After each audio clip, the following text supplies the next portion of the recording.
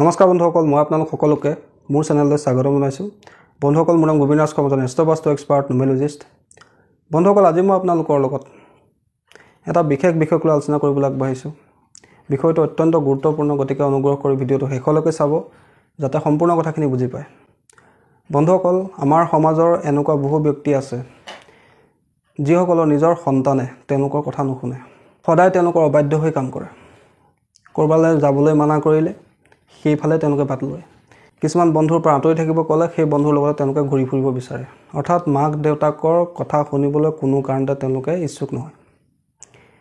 তাৰোপৰি মাজে সময়ে তেওঁলোকে মাক দেউতাকক অপমানো কৰে, বেয়া ব্যৱহাৰো কৰে। বন্ধুসকল, এইটো আমাৰ সমাজৰ কাৰণে কোনো কাৰণতে ভাল কথা নহয়। এইটো এটা অত্যন্ত গম্ভীৰ বিষয়। যিহেতু মাক আৰু দেউতাকক যিসকল ল'ৰা ছোৱালীয়ে সন্মান নকৰে তেওঁলোকৰ জীৱনত কোনো কাৰণতে উন্নতি নাই। যিহেতু জ্যোতিষশাস্ত্ৰ অনুসৰি কোৱা হৈছে, মা যদি চন্দ্ৰমা, দেউতা সূৰ্য, আৰু বাকী যিমান গ্ৰহ আছে সকলো গ্ৰহে সূৰ্যৰ পৰা এনাৰ্জি লৈ আমাক দিয়ে। চন্দ্ৰমা হৈছে আমাৰ মন, সূৰ্য হৈছে আমাৰ শৰীৰ, আত্মা। যদি আমি মা দেউতাকে বেয়া ব্যৱহাৰ কৰিবলৈ লওঁ, তেওঁলোকৰ কথা শুনিবলৈ ইচ্ছা নকৰোঁ, আমাৰ জীৱনত সমস্যা অহাটো 100% চিয়'ৰ। গতিকে এনেধৰণৰ সন্তানৰ ভৱিষ্যত কিন্তু কেতিয়াও ভাল নহয়।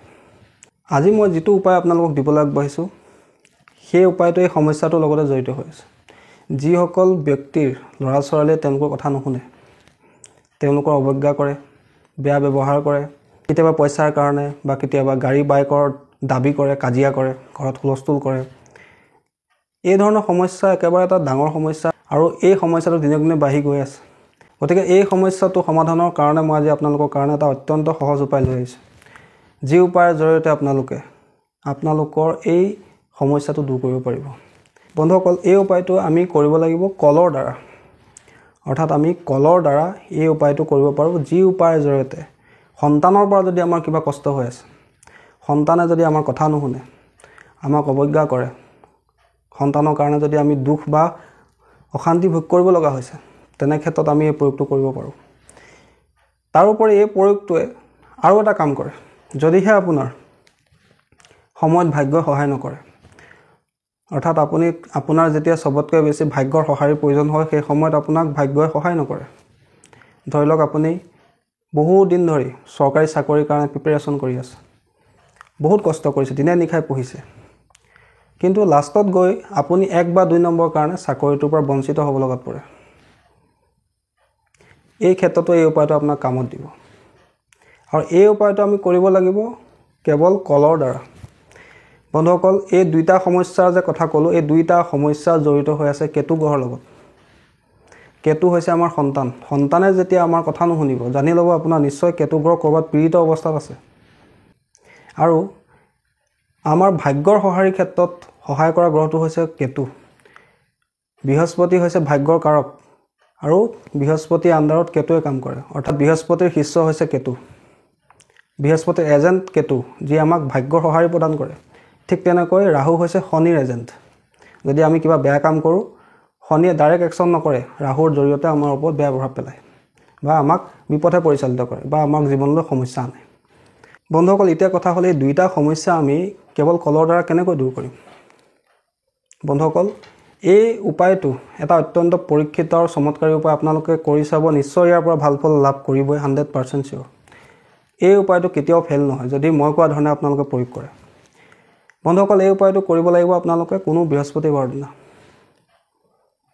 আৰু এই প্ৰয়োগটো আপোনালোকে প্ৰত্যেক বৃহস্পতিবাৰৰ দিনা কৰিবলৈ আৰম্ভ কৰিব। আৰু এই প্ৰয়োগটো কৰিবৰ কাৰণে আমাক 12টা কলৰ প্ৰয়োজন হ'ব। এনেকুৱা এআখি কল ল'ব, চেনি কল হওক, জাহাজী কল হওক, যেনেকুৱাই কল নহওক কিয়, এনেকুৱা এআখি কল ল'ব য'ত 12টা কল থাকে। বা যদি আপোনাৰ আখিটোত 14টা কল থাকে, 13টা কল থাকে, তেন্তে আপোনালোকে বাকী 2টা কল চেঙি 12টা কল আপোনালোকে লৈ ল'ব। অৰ্থাৎ যিটো আখি আপোনালোকে ল'ব, সেই আখিটোত 12টা কল থাকিব লাগে। সেই কলকেইটা আপোনালোকে নি আপোনাৰ ঘৰৰ ওচৰে পাঁজৰে যদি ক'ৰবাত মন্দিৰ আছে, যিকোনো মন্দিৰ হ'ব পাৰে, কালী মন্দিৰ হওক, বিষ্ণু মন্দিৰ হওক, হৰি মন্দিৰ হওক বা শিৱ মন্দিৰ হওক, যিকোনো ধৰণৰ মন্দিৰ হ'ব পাৰে, যিকোনো মন্দিৰত আপোনালোকে প্ৰত্যেক বৃহস্পতিবাৰৰ দিনা দিবলৈ আৰম্ভ কৰক। আপুনি শিৱলিংগৰ ওচৰতো থৈ আহিব পাৰে বা পূজাৰীৰ হাততো দি আহিব পাৰে, বা যদি মন্দিৰ বন্ধ অৱস্থাত থাকে তেন্তে মন্দিৰৰ পৰিসৰৰ ভিতৰত, বাউণ্ডেৰীৰ ভিতৰত আপোনালোকে ৰাখি আহিব পাৰে। অৰ্থাৎ কেতুৰ ফল হৈছে কল, পকা কল, যাৰ ৰংটো হালধীয়া। আৰু এই কল যদি আপুনি ধৰ্মস্থানত দিবলৈ আৰম্ভ কৰে, আৰু ধৰ্মস্থান কি হয়? ধৰ্মস্থান হৈছে আমাৰ জন্মকুষ্ঠিৰ নৱম স্থান। নৱম স্থানটো হৈছে ভাগ্যস্থান।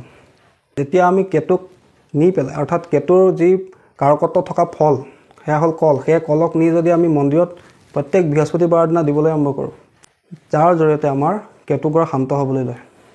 সন্তানৰ পৰা যদি আমাৰ সমস্যা হৈ আছে, সন্তানে আমাৰ কথা নুশুনে, সেই সমস্যা লাহে লাহে নাইকিয়া হ'বলৈ লয়।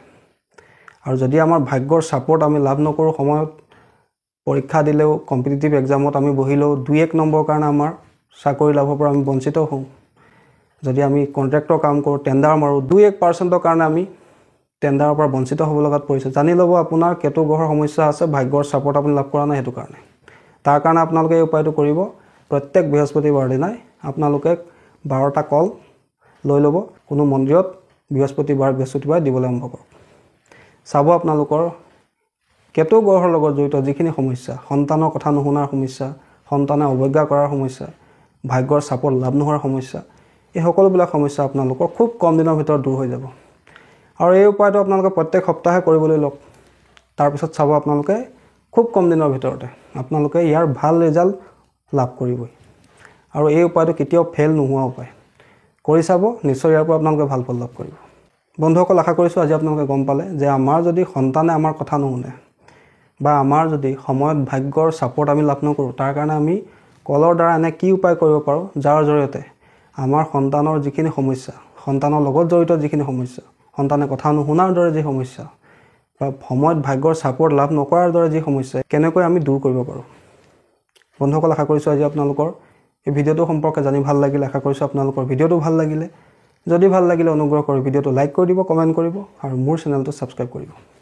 ধন্যবাদ।